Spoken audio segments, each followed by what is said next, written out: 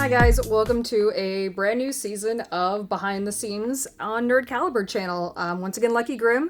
Might have noticed a change. I got new hair. Trying out that sweet cotton candy pink this season. We'll see how long that lasts. We're going to do a little bit more literal behind the scenes. I've got Wizard out today. A lot of you asked to see a little bit more what went into this build. It's one of my more requested build look-throughs. This is my most awarded costume I have. It's my most expensive costume I have. I don't want to talk about that. And we're just gonna slowly take, as I touch a boob, we're going to slowly take this apart and show you what all's going through. If things pop off or look through, don't worry about it. I'm getting ready to overhaul it soon, do a bunch of repairs. It's going on 3 years old now, and it's going to have a huge overhaul just in time for the holiday season for holiday shoots. So let's first talk about two things we have over here before I take things off the mannequin. I have what usually goes on my head, which is why I keep getting mistaken for Azula rather than the Diablo 3 wizard, is the crown. Now this is actually Thibra, not Warbler. Thibra is a different type of thermoplastic. You don't use it like Warbler, you use it like a vacuum form. So it is foam underneath here, but then you heat up your thermoplastic, mold it around, and then rip the foam out so it's super lightweight. So when I stick it on top of my wig, there's no heaviness, no weighing down, and it just magnetizes right into my wig with one little magnet. And the big gem on here is something called Tome clay. It's a 2-to-1 resin-based clay that you mix a clear piece and a super pigmented piece, depending on how pigmented you want your gem to be. And then you mold it and sculpt it based on what type of shape you want. And then, because I can't help myself, because I'm a crazy person, so many 14 karat gold flatback crystals. I went through 4 gross amounts. And a gross amount is the industry term for a bulk amount. So a gross amount is 3,000 times 4. I went through 12,000 crystals by hand. Okay. And so the number one photo that kind of gets moved around with my wizard costume are the bracers. And the bracers are kind of my centerpiece because it's kind of where I started with everything. And they're the bigger solid pieces of gold work embroidery that I have. And this is them. These are 9-inch dragons. They are solid 14 karat gold. Everything is gold on here. Everything's hand embroidered. Each dragon took about 20 hours.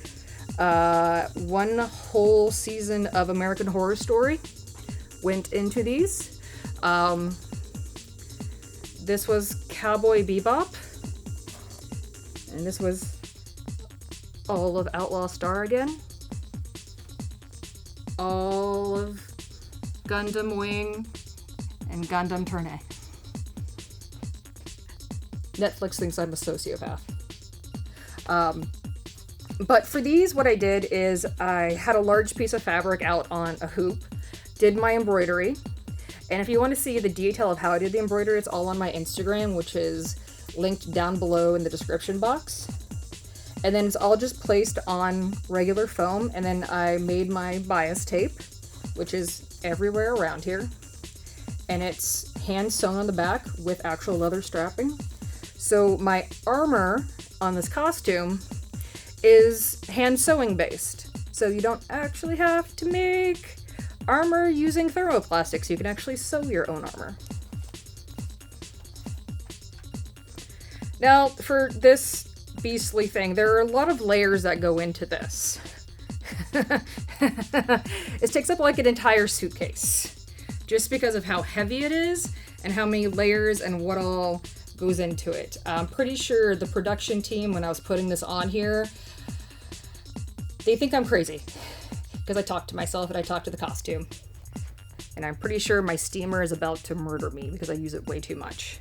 What you guys don't see in here often is how many layers actually go into here. So let's start with the skirts. On everything, I have a waist cincher that is deer hide skin. It's actually remnant deer hide, so it's pretty eco-friendly. It's when places like Tandy Leather, Sophisticated, or Mood have extra pieces of leather they can't really do anything with. They were just squares. So they just either get rid of them or sell them as like tiny pieces. So I just gathered up everything in the same dye lot. And it only cost me about $5 for all of this leather. And it would have been thrown away if I had not have gotten it and used it. So I'm pretty proud about how eco-friendly this is. And then this piece, which is pretty good engineering, just comes right off. And right off here is all magnetized and just magnets right onto the waist cincher. I have magnets sewn into pockets on the inside. This is also done the same way as my crown. It's all fibra on top of foam and so many crystals because I'm a crazy person. The giant tassels were made using rat tail cording that you can get at your local Joann's. I needed a lot, and I'm constantly guilty of losing the cording for my corsets, so I can always just rip a cord out and tie my corset with this, just in case. So I bought a bulk amount on Amazon for like $10. But everything's all nice and neat. And because of the paint that I used, it hasn't really tarnished or degraded since. I sealed it all with automotive sealer. You can get it at AutoZone. It actually costs less than a lot of the glazes and stuff you get at Michael's or Joann's. And then you see more of the Tome clay. I made these a little bit lighter colored than this one, just to give a little bit more of a differentiation. I say that like I just was trying to experiment.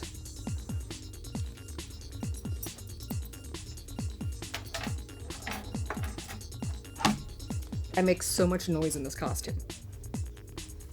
Okay, so for the placket, so this big thing in the front is called a placket, if you didn't know. To get the gold, I used Angelus leather paint. It is not as pigmented as you think it should be.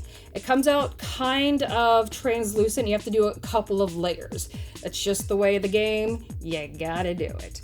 I took about 3 layers, and then from there I went and embroidered using silk and flat sequins that are related, the same color and related to the sequins I used in my gold work, all the way through here. And let me tell you, embroidering on leather is nobody's friend. If I hadn't destroyed my fingerprints from all the thermoplastics, I sure as hell destroyed them from embroidering leather. And the random small sequins I put on here is mostly because my cat, who is a butthole, definitely knocked over a whole thing of paint and it splattered everywhere. And I was like, you know what? Decorative random sequins it is. This is a choice we're all gonna make. We've all made this choice today. Once again, bias tape. That was hand stitched on the back. And I did line it. Even if you're using leather, if you're wearing armor, you do need to line things. It makes everything look cleaner, a little bit more couture, a little bit more high-end. Makes everything finished. It's just a fundamental of sewing and crafting. It makes everything polished and as if you thought of everything through to the very last detail. And I didn't mean to do this, but it definitely happened, and I think it was just a weird math thing worked out, is that all of the lining for the placket came out perfectly symmetrical. So I'm pretty proud about that. Very few things just work out the first time in sewing, and this one did. When it comes to the actual waist cincher, it is a boned corset, so I do have flat steel boning in here. mostly to keep the shape and support my back when I'm wearing it, because it is a very heavy costume. These pieces right here are actually, if you look on my Instagram, every time I post a photo of this, people think I bejeweled Dorito chips. I didn't. I promise I did not put gems on Dorito chips. They're Worbla that are folded over to look like those bugles we all used to put on our fingers as kids and then eat. I put the gems on them, put little danglies on them, and then I E6000 buttons on the back. So that's why they're dangly. And then so if one pops off, I have a whole bunch more that I can just sew back on like buttons. Same with this one. It's just Worbla painted and then bejeweled, and it's sewn on like a button. Same with this little turtle guy. You can see in the back, it just laces like a corset with the grommets.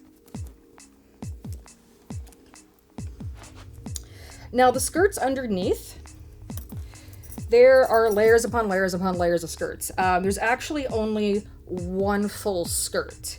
It's all on one large waistband, and they're all tied, they're all together sewn on one waistband. But there's all just different layers of plackets. They're all individually stoned with different designs that mean something. They're all hand-stitched bias tape like a crazy person. And because I got weird right before BlizzCon last year, I put a Sailor Moon Easter egg in my Diablo 3 costume because I watched all of Sailor Moon Crystal in one sitting. I did this one piece of leather that I had left over, so I put all of the planetary symbols in 14 karat gold. This is why I'm nuts. More of the craziness. And in the back, the butt skirt, which you'll see in the front as well. We have more of the Diablo 3 fun color blocking designs appliqued on, which most cosplayers know is that super fun heat and bond and then satin stitching. The people I order crystals from know my billing by heart. And then these bad boys, the wizard scrolls. That's Marvel. Scrolls, is what I'm trying to say. Are actually just PVC piping. And then they're glued in using some industrial ass glue to the leather pieces. And then these are more tome clay put into gin molds. And then in here, I have more magnets where more pieces of accoutrement attached to. Now let's talk about the top. The top is 2 layers. Underneath this thing, I have a whole other piece in here, which is all of this white attached to the sleeves, and it's all of this that is been through some stuff.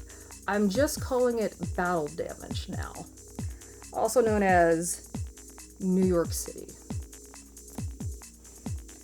I need so much hand sanitizer now. But we'll start with the smaller details.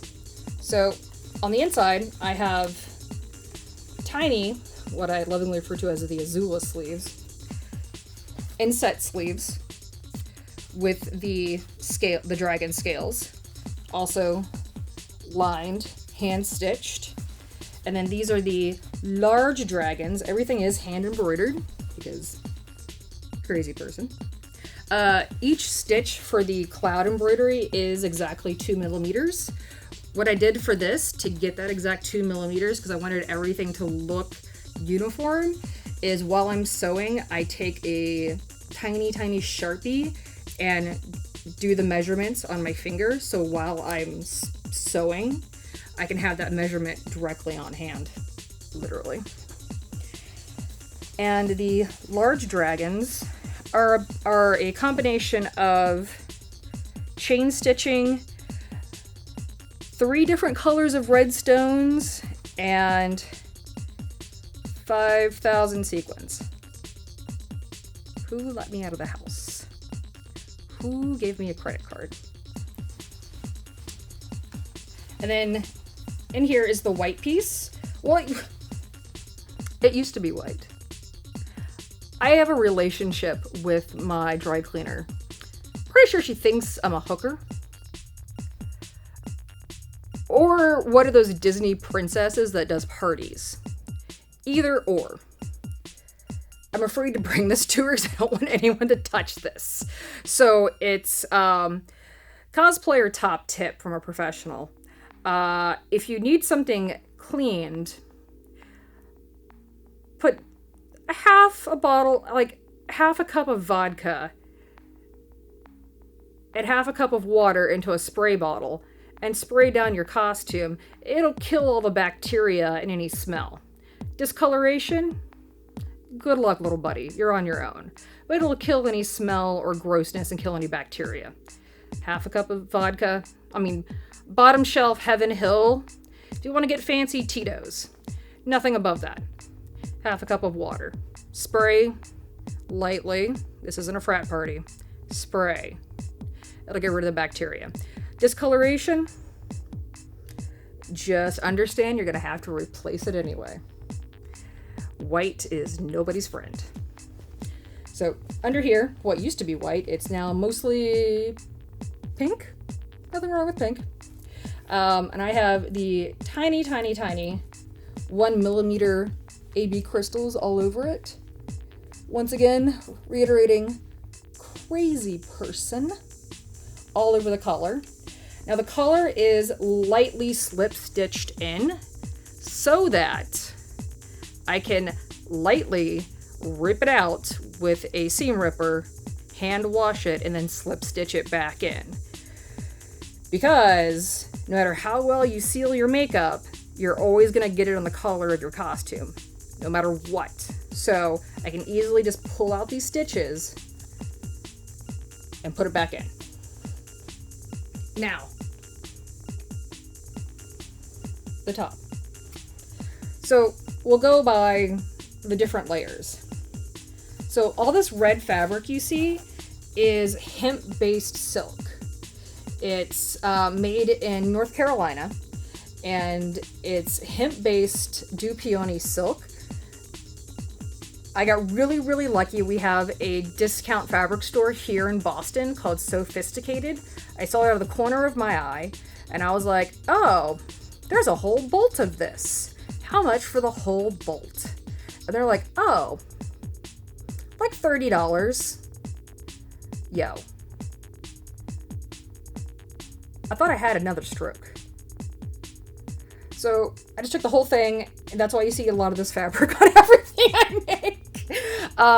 But no, it's been kind of my personal goal in life is to use eco-friendly fabrics and costumes. But because it is hemp-based silk, it's very strong, very resilient, and has taken so much abuse. It hasn't frayed at all. Like the home deck fabric I have up here has started to fray from being worn so much, but the red hasn't. Now, for this, I went ahead and embroidered directly on it the like salamander dragons I have. I have 1 and 2.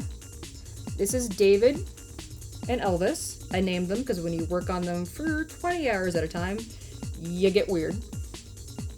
And then I have the small snaky dragons. And then all of this is hand embroidered. Once again, 2 millimeter stitches. All of the trim is hand sewn. And then I also did the back that nobody ever sees. So please look at the back of this costume that I also hand embroidered. That also gets covered by a wig 99% of the time. Please validate my life decisions. And everything is also completely lined. And I did use a machine stitch all the way around the collar to triple and double make sure nothing moved. Nothing moved. And then on the inside, once I...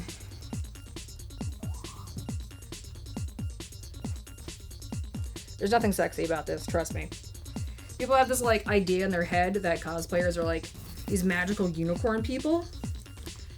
You have never been in a room when cosplayers get undressed. It is simultaneously the least graceful thing and the most disgusting smells you'll ever experience in your whole life. Because as my producer can attest, we are monsters. Degenerate monsters. You think those superhero suits are nice and clean? Oof.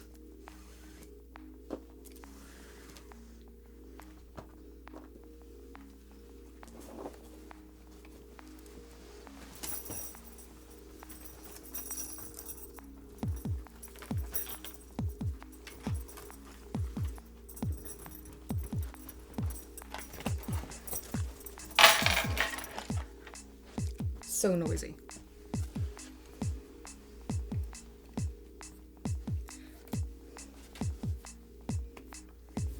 Everything's attached using Super Duty hook and eye. I have one there and one here, so nothing goes astray.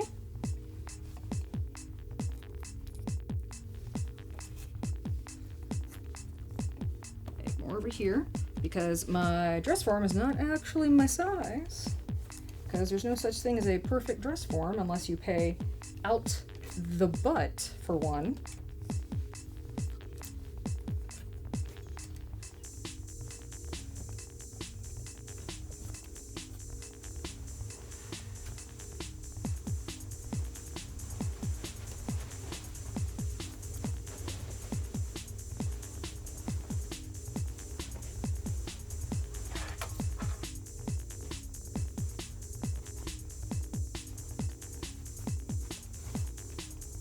And here's the underpiece. You can see where I bled on it. It's not a competition piece until you bled on it. Or broken a land speed record driving to Target to get a Tide pin to remove the blood that you bled on it. And then the underpiece is good old-fashioned wrap dress. No one wants to see the bra that I have under here, because I totally forgot I put a bra under there. Because it's not actually my size. But that's pretty much everything that went into Wizard. And you can see all of the secrets I put on here if you zoom in. See all of the dirty secrets. If you guys want to see any other costumes, any other amazing competitors, please let us know down in the comments. If there's anything else you want to see us review, look at, please let us know. We cannot wait to make more content for you guys. Now don't forget to subscribe, hit that bell for notifications, and we will see you guys later.